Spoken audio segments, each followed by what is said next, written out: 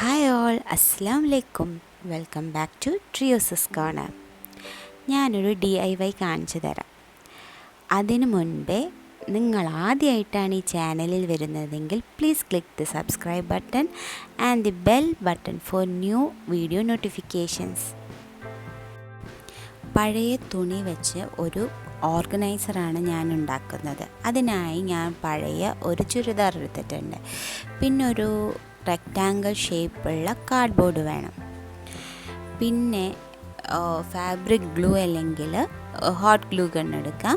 ഞാൻ hot glue gun എടുത്തിട്ടുണ്ട്.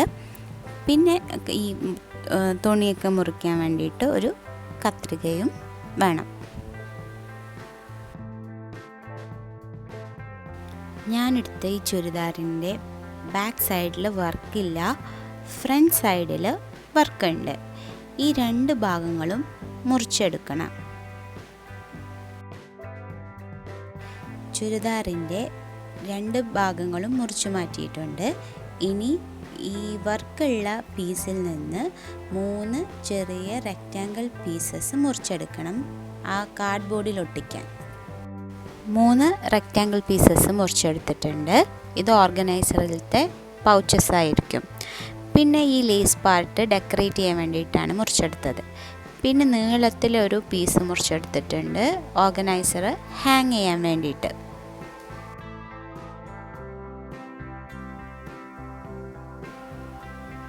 ഈ തുണി കൊണ്ട് ഈ കാർഡ്ബോർഡ് ഫുള്ളും കവർ ചെയ്യാം. ഫ്രണ്ടിലേക്ക് ഫുള്ള് കവറേജ് വേണം, ബാക്കിലേക്ക് കവറേജ് കുറഞ്ഞാലും കുഴപ്പമില്ല കേട്ടോ. ഈ തുണി ഇനി കാർഡ്ബോർഡിൽ ഒട്ടിക്കാം.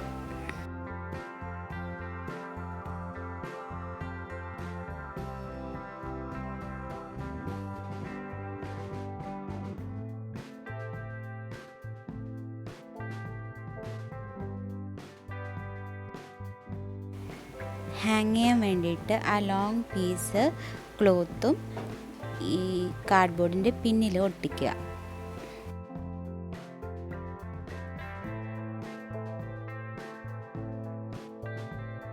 മൂന്ന് റെക്റ്റാങ്കിൾ പീസസിൻ്റെ സൈഡ്സും മടക്കി ഒട്ടിക്കുക.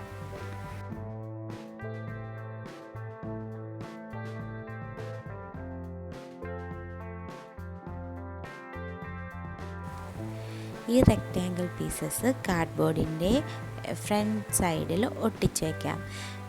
ഈ റെക്റ്റാങ്കിൾ പീസസിൻ്റെ 3 സൈഡും ഒട്ടിച്ച് വയ്ക്കണം. മേലത്തെ പോർഷന് ഓപ്പൺ ആക്കി വയ്ക്കണം. ഈ റെക്റ്റാങ്കിൾ ഷേപ്പിന് പകരം വേറെ ഷേപ്സ് വെച്ചിട്ടും പോക്കറ്റ്സ് ഉണ്ടാക്കാവുന്നതാണ്.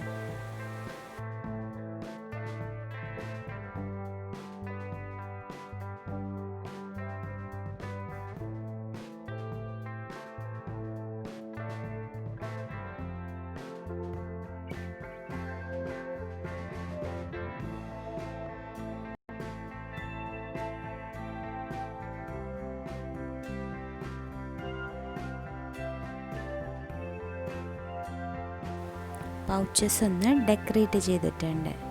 ഇനി ഫൈനൽ പ്രോഡക്റ്റ് കാണാം. ഇതാണ് നമ്മളുണ്ടാക്കിയ DIY ഓർഗനൈസർ. നിങ്ങൾക്ക് ഈ വീഡിയോ ഇഷ്ടമായെങ്കിൽ ലൈക്ക് ചെയ്യാൻ മറക്കരുത് കേട്ടോ. Thank you for watching my video. Stay safe, stay healthy.